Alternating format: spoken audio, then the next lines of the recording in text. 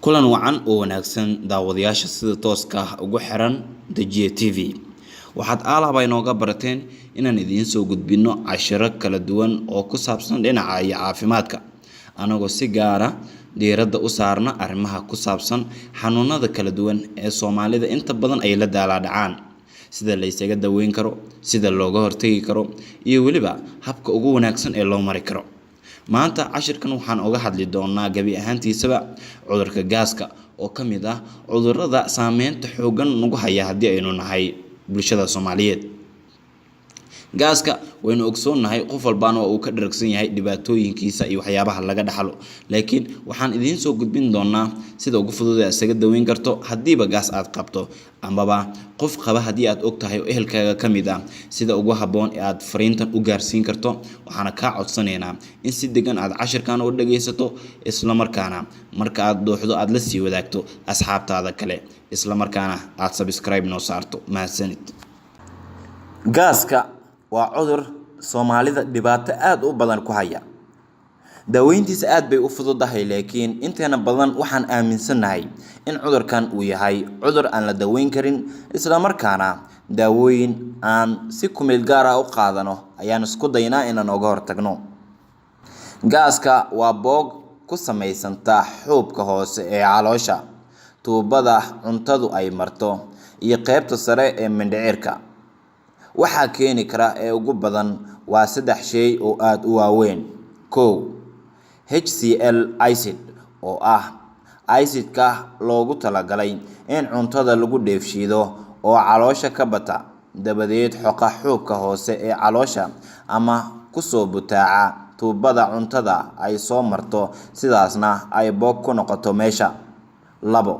H. pylori bacteria oo ah bakteeriyo caadi ahaan caloosha laga helo, taasoo ugu dambeyn sun ku sii daysa xuubka hoose ee caloosha, kadibna dilaac ku samaysa, sidaasna boog ku noqota. Dawooyinka qaar ka mid ah ee loo yaqaano NSAID waxaa ka mid ah dawooyinkaas aspirinka, ibuprofenka, diklofenka ay Soomaalida inta badanna si weyn u isticmaalaan, kuwaasi oo xoqaya marka inta badan dadka ay isticmaalaan goobaha halista ah ee gaaska uu ku faafi karo. Sigaarka iyo khamriga waa ay sababaan iyaguna.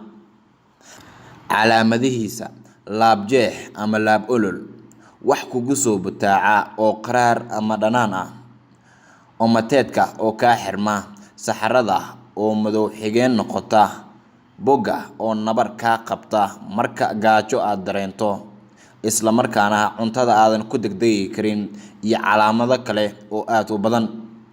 Haddaba si aynu u daweyno xanuunka annaga oo gurigeena joogna, waxaynu u baahannahay in la baabi'iyo bakteeriyadii dhaawaca keenaysay, iyo in aan ka fogaano isticmaalka badan ee dawooyinkii aan soo sheegnay ee aspirinka iyo diklofenka ay ku jireen.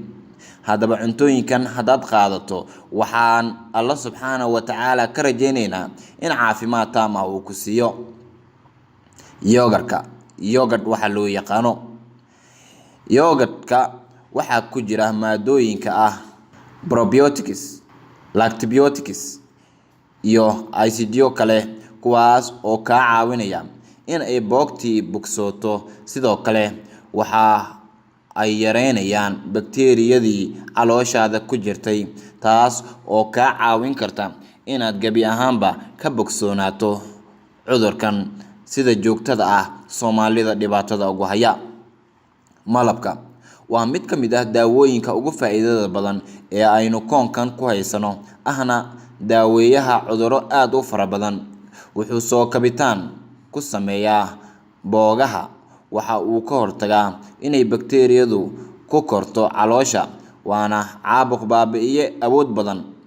2 ama 3 qaando aroor walba iyo fiidkii isticmaal malabka. Kiisa dabiiciga ah ee ay shinidu samayso, ma ahan kan warshaduhu soo saaraan. Lowska waa daawo kale oo aad ugu fiican in lagu daaweeyo gaaska. In aad qaadato maalin walba lowska wuxuu kaa caawinayaa in ay buskooto boogtii dhahaarka hoose ahayd, waxaana uu ka kooban yahay lowsku calcium, borotiin iyo vitamin C oo daawo u ah in uu bogsiiyo dhammaan boogaha, yareynayana waxyaabaha sababa dildilaaca jirka. Tufaaxa, hal xabo oo tufaax ah oo aad maalin walba qaadato ayaa kaa caawinaya in ay bogsooto boogtii caloosha ku tiilay. Tufaaxa waxaa ku jira maadada flavonoids, taas oo awood u leh in ay meesha ka saarto caabuqa bakteeriyada ee uu keenay gaaska. Toonta, cunitaanka toonta ayaa awood u yeelanaysa in ay burburiso bakteeriyada Hybrolic loo yaqaano. Toontu waxa ay ka kooban tahay antimicrobial, taas oo daawo u ah boogta. 2 ama 3 xabo oo toon ah oo aad qaadato maalin walba ayaa kaa dhigaysa inaad ka raysato gaaska iyo dhibaatooyinkiisa joogtada ah. Karootada waxay adkaysaa sabiibixna ka dhigtaa dhahaarka caloosha ee hoose si aysan boogi ugu samaysmin. Vitamin A ayaa ku jirta karootada oo kabitaanka ku samaysa dhaawacyada jirka, waxayna daawo u tahay dhammaan caabuqyada caloosha iyo meelo kale oo jirka ka mid ah soo wajaha. Biyo kulul isaga dhaq kadib cayriinka ku cun, ama intaad shiido cabitaan ahaan u cab. Maalin walba 1 galaas oo karooto ah waxa uu kaa caawin karaa inaad ka bogsooto gaaska oo ah cudur daweyntiisu ay sahlan tahay, balse inteenu badan aynan ogeyn faa'iidooyinka laga heli karo waxyaabaha aan uga hortagi karno. Haddaba talo ayaan kuu soo jeedinayaa haddii aad tahay daawade dhibaato la qaba. Fariintan caafimaad oo uu kuu soo gudbinayo Dajiye TV waxaan uga gol leenahay in guud ahaanba shacabka Soomaaliyeed meel walba ay joogaan aan u sheegno qaabka ugu sahlan ee loo daweyn karo gaaska, iyo weliba annagoo og in guri kasta oo Soomaaliyeed dad gaas qaba ay joogaan. sidaa daraadeed waxaan kaa codsanaynaa in subscribe aad inoo saarto, asxaabtaadana aad la sii wadaagto barnaamijyada muhiimka ah ee aan sida joogtada ah kuugu soo gudbinayno. Haddaba talo caafimaad ayaan halkan kuugu sheegaynaa daawade. Ka dheerow walwalka, sababtoo ah wuxuu dhiirigeliyaa calaamadaha gaaska in ay kugu sii xumaadaan.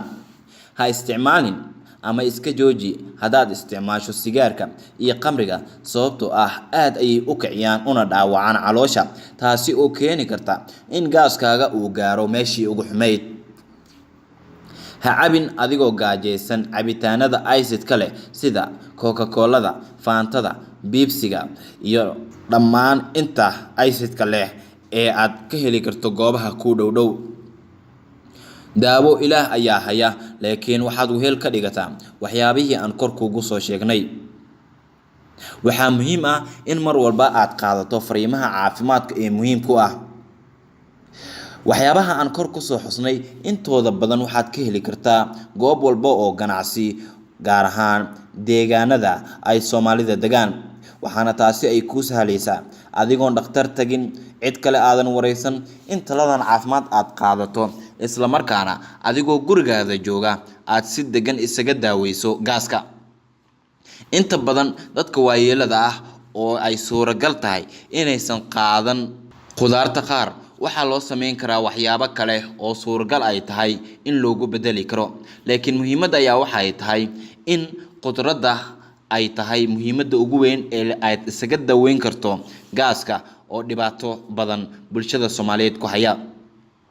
Haddaba fariintan ujeedada aan ka leenahay waxa ay tahay in Dajiye TV uu soo gudbiyo daawadayaashiisa meel walba oo ay dunida ka joogaan sida ugu haboon ee cudurrada kala duwan ee halista ah aad isaga daweyn karto. Annagoo og in gaaska uu ka mid yahay cudurrada halista ah haddii aadan iska daweynin. Waa hubaal dad badan ayaa waxa ay isaga daweeyeen qaabkan gaaska iyagoo ugu dambeyn sheegay in aysan haatan isticmaalin wax kaniini ah, isla markaana ay ka bogsoodeen gaaskii. Sidaa daraadeedna waxaa haboon in talooyinkan aad qaadato. fadlan la wadaag asxaabtaada kale talooyinkan caafimaad ee muhiimka ah si qof kasta oo Soomaaliyeed meel walba dunida uu ka joogo ay fariintan u gaarto waxaan kaaga mahadcelinaynaa sida aad u dhageysatay fariintan caafimaad isla markaana aad asxaabtaada ula wadaagayso fariimaha kala duwan ee muhiimka ah ee aan sida joogtada ah idinkugu soo gudbino waad mahadsantihiin